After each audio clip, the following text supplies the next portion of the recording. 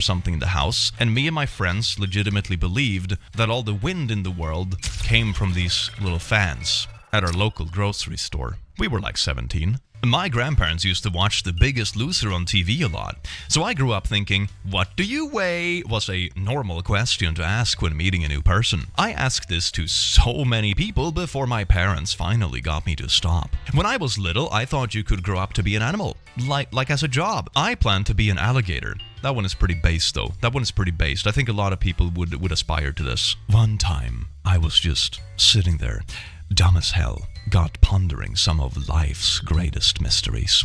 What are hot dogs made of? I took in many great sources from my brain and came to the conclusion that they must be harvested from cow's udders. The resemblance is uncanny, and I took it as truth. I was horrified they would chop off a cow's nips and put them in packs for people to grill. Didn't eat hot dogs for like 2 years. I mean, to be fair, the greatest mystery of like what are hot dogs made from is still like a valid question. Even though I don't think your conclusion is correct, it's still a valid question that oftentimes goes unanswered. The dad used to call me on the home phone and pretended to be my horse. He said that he couldn't talk to me in public because he didn't want his secret exposed. Dad as a horse would ask me to bring him carrots and stuff. Me as a kid would run out and give this horse a carrot and whisper shit like, "Don't worry, your secrets are safe with me." Skull emojis. I quit believing in God pretty early on for some reason and decided I believed that after we die, our spirits only get to visit or see the stuff or places that we have already seen. So I would try to take a quick look around everywhere we went to unlock as much as possible for later. Like, to be clear, if you went to a museum but didn't enter some of the rooms, those wouldn't be there later. Lol, your limits are what you know. I mean, this is kind of like a sci-fi thing. I've seen this sort of thing pop up in various sci-fi stuff. This is basically like memory den stuff in Fallout, for example, where you can like relive past memories, you know? So you were just like writing sci-fi basically when you were a kid. That's pretty cool. Dumbest thing I believed as a child was that adults were smart. Yeah, I remember that age when you come to the realization that, oh my god, the adults around me actually don't have all their shit figured out. Damn, we're all just screwed and clueless, aren't we? I think that's sort of also where this like little mini crisis comes along when you're like, oh my god, I need an adult. Oh, wait a second, I am the adult. Oh no, this isn't what it's supposed to feel like. Before I had kids, I thought I had a great immune system. But it turns out I was just really good at staying away from the type of people who sneezed directly into your eyeballs while telling you a story. Yeah, or you know the little nephew that has a flu and insists on licking all the strawberries in the household without telling anybody. You know, stuff like that. You know, exposure is definitely, you know, a correlating factor when it comes to disease prevention or whatever. Toddlers don't have a great sense of disease prevention. Today, my 3-year-old niece cried because she remembered she hit her leg somewhere 3 days ago. She said she forgot to cry about her leg that day. This reminds me of such a dumb thing I did as a kid. I remember that one time I was peeing. I must have been like 3 or 4 years old. And I remember that, you know what, it's a really great feeling when you get to pee when you really need to pee, right? So I'm gonna save a little bit of pee for later, so I can feel good later as well to have the relief of peeing, you know? So I try to like stop mid-pee to save a little bit for later because it's such a nice relief of a feeling. I didn't manage to. It's really hard to like hold it in when you've already started, you know, I wouldn't recommend it, but that was like a line of logic I had as a kid. Save some of that sweet relief for later, you know? Thank you, 4-year-old Mark. Great move. Oh, this kid is just messing with the bench. Oh, that's not good. Luckily enough, that was not a set that was heavy enough to like seriously injure anyone, but that's a really silly kid that should not be let loose in the gym. And to be fair, I have seen kids be let loose in the gym. I have a gym I go to during lunch sometimes, which is really nice. And on occasion, you'll see a parent be there with like their 12-year-old kid and they're working out together and it's super wholesome. One time when the gym was really dead and empty, there was even a mom there with like a little baby and they did like, you know, back presses or whatever, and the baby was like strapped into this little carry thing and they were like, whoop, boop, boop, and it's like, yeah, the baby thought it was hilarious. Of course, this is usually when the gym is like pretty dead, you know, late in the evening or during lunch hours, but still, I have seen kids behave perfectly fine in gyms, and it's usually very wholesome and sweet, and they would usually like try to copy you if they see you go on a machine and they come after you, be like, oh my god, this is cool because someone else did it, you know. Super cute, super wholesome. Not this kid though. This kid is a little stinker. A 5-year-old. I have a Mother's Day gift for you. Awesome, buddy. Don't tell me what it is, though, okay? I won't. It's a magnet. Okay, bud, you see, you just told me what it was. But I didn't tell you about the picture on it. You're right. I can't wait. It's a picture of me. Yeah, this is great. This is great. I can't wait. Man, I just found out my 10-year-old daughter has been commenting, You so cute. on random little boys' YouTube videos, logged into my account. So now it looks like a grown man with 200,000 subscribers is trying to groom the cast of Spy Kids.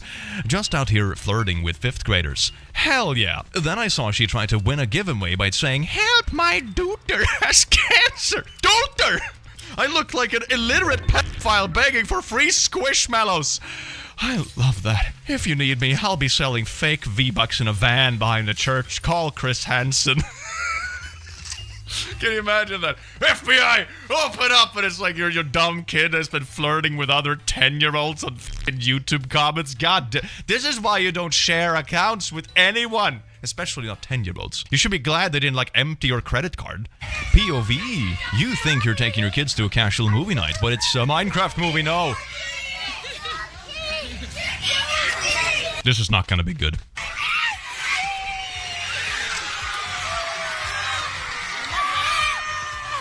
Is anyone actually even watching the movie? I don't think so. How long is the movie? Is it just 2 hours of this? Holy shit, man. Holy shit. The thing I find the most, outrageous about this as well is that it's not necessarily even genuine excitement. This is just, kind of, both hype for the kids' TikToks, You see everyone waving their phones around and, filming and shit. This is just TikTok stunting. If this was genuine excitement, I would be like, yeah, whatever. I was a dumb kid too once, and I would scream when I got a fire truck for Christmas. This is the worst you've seen? Well, at least it didn't set the theater on fire. At least they didn't set the theater on fire. The bar is in hell. Or, as they would say in Minecraft, the bar is in the nether.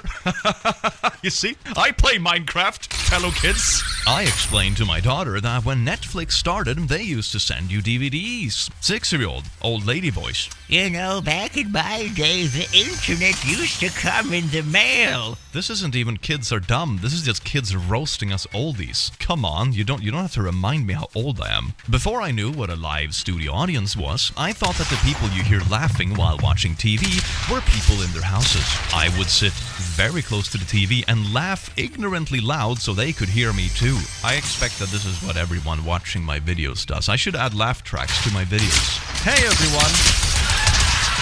Ah, shucks. Welcome to the click. Oh boy, we got some zinger memes for you today. And that in turn reminds me of those edited clips of Friends where they have removed the laugh tracks and it's ridiculously awkward silence and you realize there are no actual jokes in anything in the entire series. It's great. Hey everyone! Ah, shucks. Welcome to the click.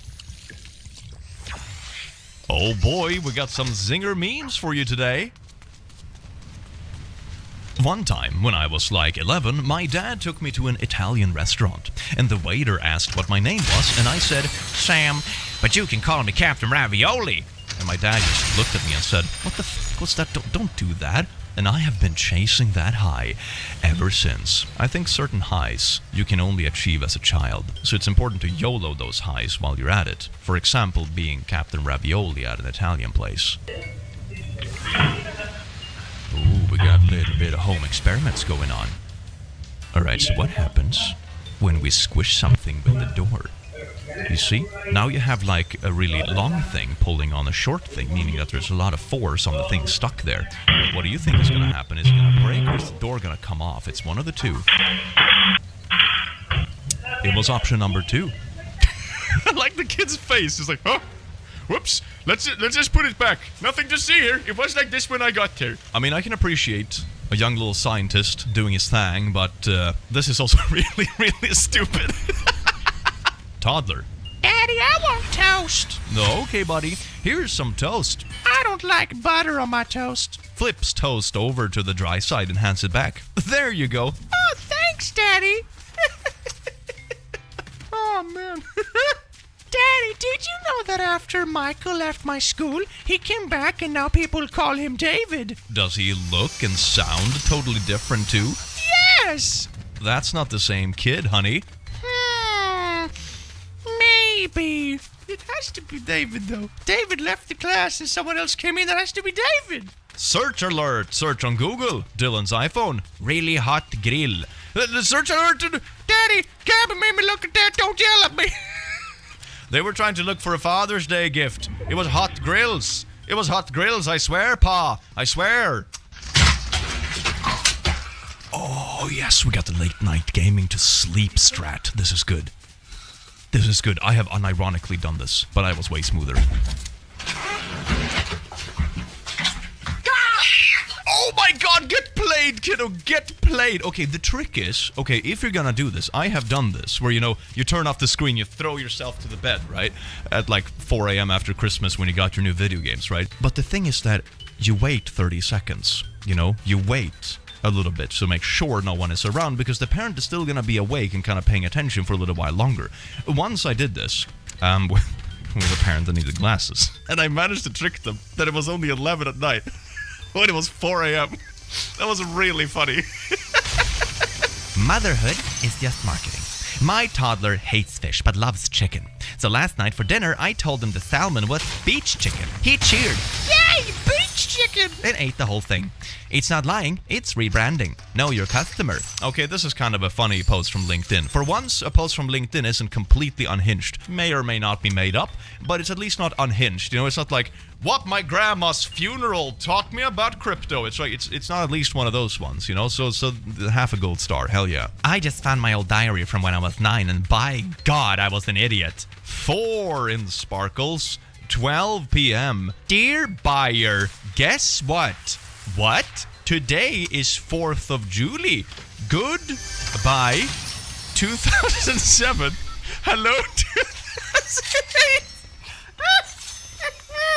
I love the fact that the diary replies, right? But I also love the fact they think the 4th of July is New Year's. I also like a diary spelled buyer or dyer. It can be both, you know, the letter is a little bit in between. Man, this is great. I would hate to find one of my old diaries, man. It's probably absolute cancer. I remember I was like told to write diaries as like linguistic practice when I was like 12. I would not want to read that today. Oh my god, because that's like when you're old enough for it to not be completely incoherent, but it's probably like the worst cringe you can imagine. Country. This boy was playing with revolving doors at the US border and accidentally went to Canada. Why would you do that? Why would you do that? I mean, I don't think they have a reason, they just did, okay? That's the part of being like a little pooper kid. Well, your kid is Canadian now. RIP. My son didn't want to be a tiger or a superhero. He wanted to be a traffic light. Ah, yes indeed. The hero of the mobilized world. Whoa. My 3-year-old calls Flonase Mommy's special nose medicine. and now my neighbor thinks I do cocaine. Seems about right. That seems to be the kind of like rumors kids spread. I remember when I was a kid, I couldn't pronounce popcorn, so I called it pock porn very distinctly, and it always gave like weird looks, and I didn't really pick up on it. I was like, it's just pock porn. Don't worry about it. Cock porn. Pop some cock porn. And yeah, no, my parents had to explain I was just a moron. Do it. Oh, it's a little remote-controlled spooder. Is he gonna scare himself with a spider?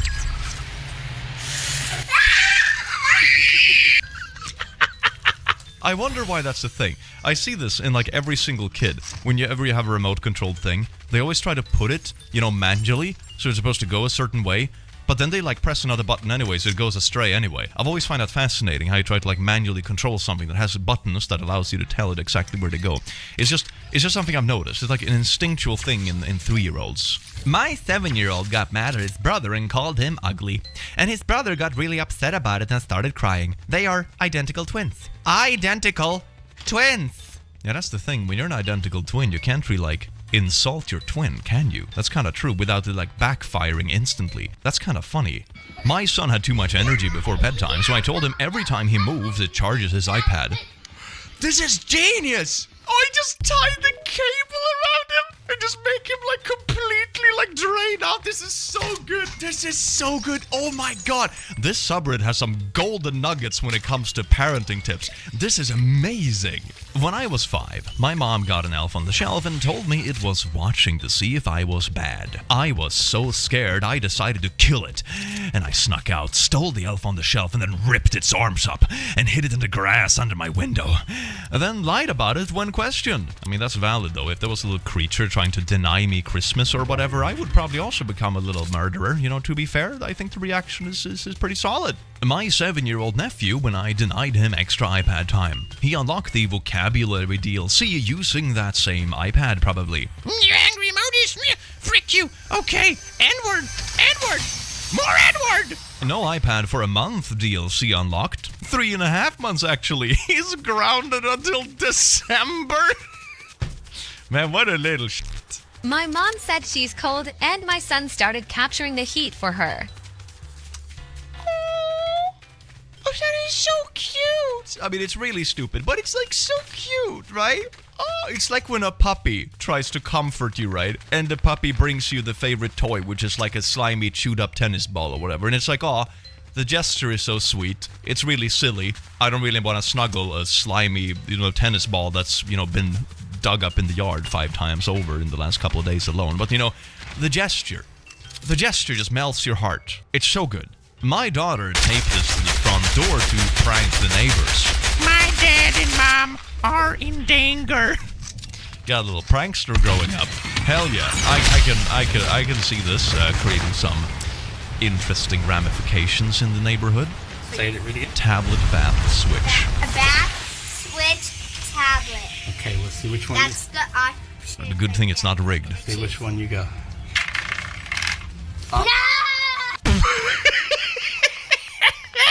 I mean, this is basically how they trick adults to burn all their money at casinos, to be fair. The game is always rigged, kiddo. Welcome to reality. Although, to be fair, another genius parent move, not gonna lie. In science class today, the students learned that buffaloes don't have wings. They thought that's what they had been eating. Oh, buffalo wings. Shut up right now. They were truly upset. I had to sit down. What do you mean, Mr. Teacher? The buffaloes don't have wings? Oh my god! Then what was that? Oh, this is great. This is great. They probably don't even know what the fuck a buffalo is. Told my stepson to clean his room and walked in on him recording a diss track about me called "You Not My Real Daddy." Look at him. He's completely locked in. I can just imagine like 2 hours later, he would have come out and be like, Hey, stepdad, I wrote you this diss track. You're not my real dad. You tell me to clean up, but you dirty as hell. Yeah. Babies wear diapers, and I'm not a baby. right? And you're wearing a diaper. Ooh. Well, babies wear diapers. And you're wearing a diaper. Damn. Well, I'm not a baby. Babies defeated by facts and logic. No. I meant you're wearing a diaper. I'm not a baby. You're wearing a diaper. I'm not a baby, though. Oh my god, it keeps going. This is You're great. wearing a diaper. Well, I'm not a baby. You're wearing a diaper. I'm not